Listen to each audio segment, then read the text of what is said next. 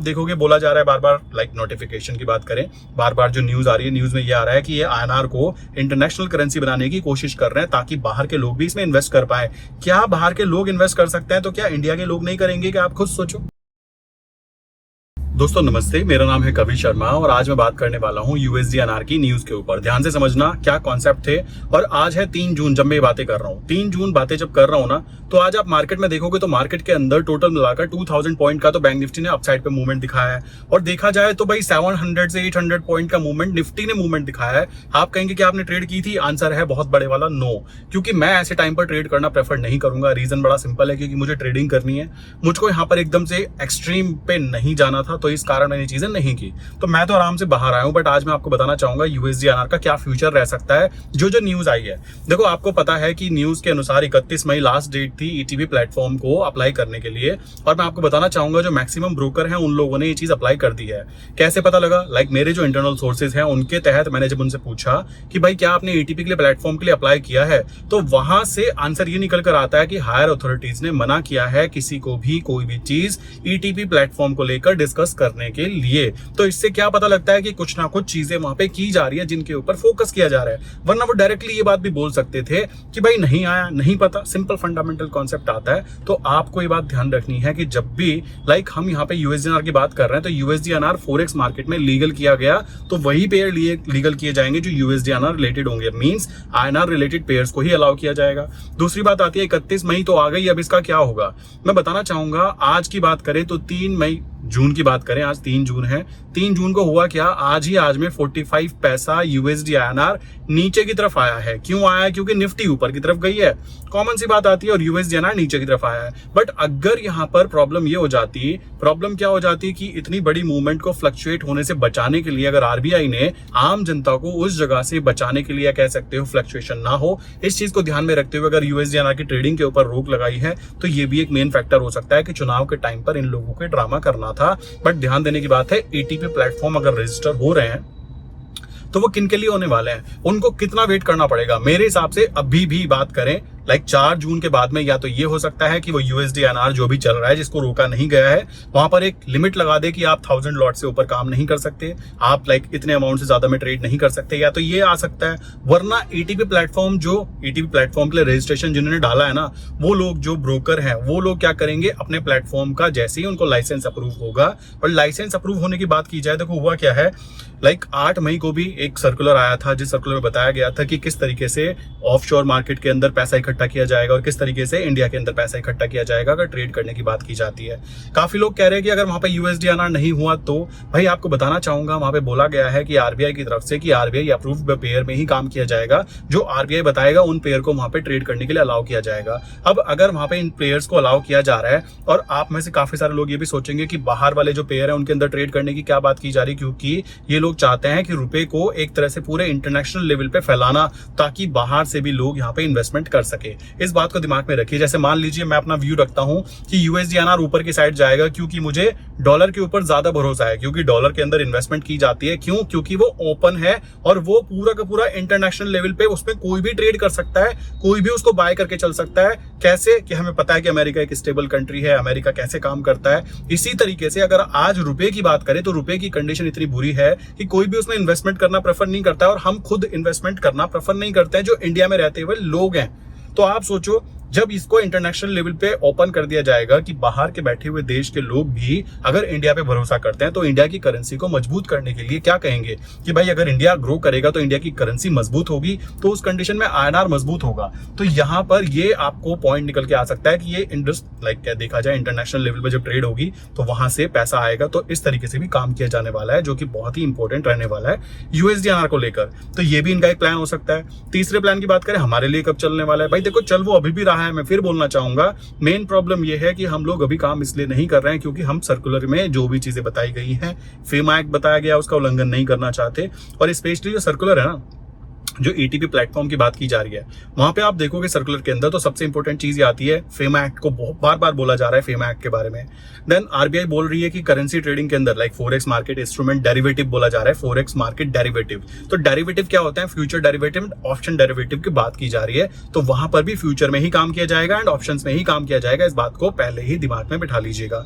Third point निकल के आता है हमारे लिए कब तक चालू हो सकता है, तो मैं आपको बोलना चाहूंगा 4 जून के बाद में। अगर बीजेपी फिर से गवर्नमेंट बना रही है तो उस कंडीशन के अंदर हमें ये बात ध्यान रखनी है कि काम करने का जो तरीका होगा 4 जून के बाद में जो ट्रेड होंगी, 4 जून के बाद जो ट्रेड ली जाएंगी, अगर अलाउ किया गया कि इतनी क्वांटिटी के साथ काम कर सकते हो या फिर जो भी चीजें होंगी, उस कंडीशन में आपको ध्यान रखना है कि जब तक फाइनल सर्कुलर नहीं आ जाता कि हाँ यूएसडीएनआर अलाउ किया जाता है, अलाउ किया जाता है आरबीआई की तरफ से या तो एटीपी प्लेटफॉर्म्स के ऊपर या फिर डिफरेंट किसी प्लेटफॉर्म के ऊपर, उस कंडीशन तक हमें काम नहीं करना है। तो इस काम के अंदर मैक्सिमम अभी 1 महीना और लग सकता है। रीजन इसके पीछे क्योंकि एटीपी प्लेटफॉर्म अभी अप्लाई किए गए हैं, एटीपी प्लेटफॉर्म को अलाउ किया जाएगा, अलाउ करने के बाद में उनको लाइसेंस इशू किया जाएगा और उनको बताया जाएगा कि आप अब काम कर सकते हो इन पर्टिकुलर पेयर्स के अंदर। क्योंकि अभी के सर्कुलर में कौन कौन से पेयर्स है इनकी बारे में बातें नहीं की गई है, अभी सर्कुलर के बारे में बातें की गई है कि ईटीपी प्लेटफॉर्म को अगर रजिस्टर करना चाहते हो तो आपको ये कंडीशन फुलफिल करनी है, जो कि ब्रोकर्स के द्वारा की जा चुकी है।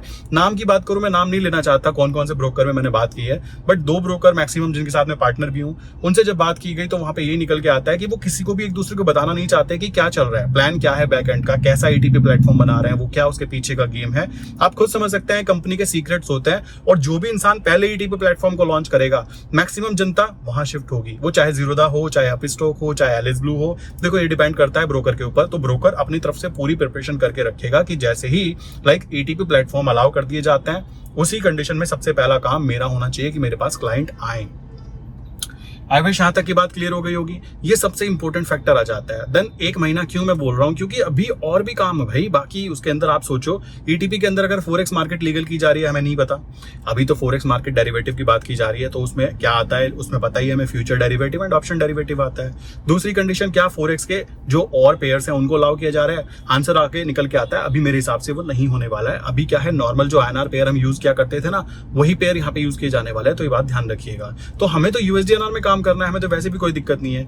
रही बात चुनाव के बाद में कहा जा रहा था कि इसको खोल देंगे, ये कर देंगे, कंडीशन मुझे अभी तक जो देखने के लिए मिल रही है, जिस स्पीड में आरबीआई काम कर रहा है ना, कि उन्होंने फर्स्ट सर्कुलर डाला, उन्होंने रोका, जनवरी की बात करें डाला, फिर रोका, उसके बाद में फिर ईटीपी प्लेटफॉर्म्स के लिए कि कैसे मनी कलेक्ट करेंगे उनके बारे में एक सर्कुलर डाला, पैसा इकट्ठा कैसे किया जाएगा वो डाला गया। ऐसा हुआ करता था कि MT4 MT5 जो सॉफ्टवेयर होते हैं ना, उनमें ना आप अकाउंट टू अकाउंट ट्रांसफर कर सकते हैं, बट उसके ऊपर भी आरबीआई ने बहुत फोकस किया कि बेटा तुम इधर से पैसा इधर ट्रांसफर नहीं कर सकते कि इंडिया में बैठा हुआ इंसान अमेरिका में पैसा ट्रांसफर कर दे, वो भी फॉरेक्स ब्रोकर के थ्रू, नॉट पॉसिबल। तो उसमें बोला गया है कि ट्रांजैक्शन जो होगी अकाउंट टू अकाउंट होगी, बैंक अकाउंट के थ्रू ही होगी। वहां पर अगर फेमा एक्ट का उल्लंघन होता है तो आपका लाइसेंस भी कैंसिल हो सकता है। तो यहाँ इतनी सारी चीजों पे बिल्कुल पिन पॉइंट फोकस किया गया है, बहुत ज्यादा फोकस, जितना फोकस हम लोगों का भी नहीं है, समझ रहे हो। मुझे भी जब मैंने उसको सर्कुलर को पढ़ा था ना, तो ये पता लगा कि ये कोई 1-2 दिन का काम नहीं है, इस पे काम तो भाई महीनों से चल रहा है। और अब ये जल्दी जल्दी क्यों कर रहे हैं, रीजन है इसके पीछे, इन्होंने सबसे पहले सर्कुलर डाला, अब 29 तारीख को सर्कुलर आया ईटीपी प्लेटफॉर्म्स के लिए। अभी की बात करें तो आप देखोगे बोला जा रहा है बार बार, नोटिफिकेशन की बात करें, बार बार जो न्यूज आ रही है, न्यूज में ये आ रहा है कि ये आईएनआर को इंटरनेशनल करेंसी बनाने की कोशिश कर रहे हैं ताकि बाहर के लोग भी इसमें इन्वेस्ट कर पाए। क्या बाहर के लोग इन्वेस्ट कर सकते हैं, तो क्या इंडिया के लोग नहीं करेंगे? क्या आप खुद सोचो, सोचने की बात है। क्या सभी के सभी यूएसडीएनआर पैसा कमा रहे थे? ऐसा बिल्कुल भी नहीं था। जिसके पास स्ट्रैटेजी थी, जिसके पास कॉमन सेंस यूज करने का तरीका था, भाई वही इंसान पैसा कमा रहा था। ऐसा नहीं है कि सबके सब यूएसडीएनआर से करोड़पति बन रहे थे, इस बात को दिमाग में रखिएगा। तो उनके लिए वो एक नॉर्मल इंस्ट्रूमेंट ही है, ऐसा नहीं कि रामबाण मिल गया, कुछ ऐसी चीज मिल गई कि भाई यूएसडीएनआर में काम करेंगे और बस पैसा ही पैसा, ऐसा बिल्कुल भी नहीं था। आज भी निफ्टी की बात करें 700-800 पॉइंट ऊपर गई है, जिसने रिस्क लिया होगा पैसा कमाया होगा। मैंने रिस्क नहीं लिया, मैं नहीं लेना चाहता ऐसा रिस्क, तो मैंने नहीं लिया, कॉमन सी बात है। अब बात आ जाती है कि हम कितना वेट करें। मेरे हिसाब से आपको अभी तो 1 महीना और वेट करना पड़ेगा। यूएसडीएनआर की जो न्यूज है वो बहुत ही पॉजिटिव है, हम सबके लिए पॉजिटिव है, बात ध्यान रखो। और हल्की सी आप सुबह सो के उठोगे, एक न्यूज आ जाएगी कि यूएसडीएनआर में फिर से इतनी क्वांटिटी के साथ में ट्रेड चालू कर दी, या फिर यूएसडीएनआर के लिए प्लेटफॉर्म जो बनाए गए, ऐसी न्यूज आपको देखने के लिए मिलने वाली है बहुत ही जल्द।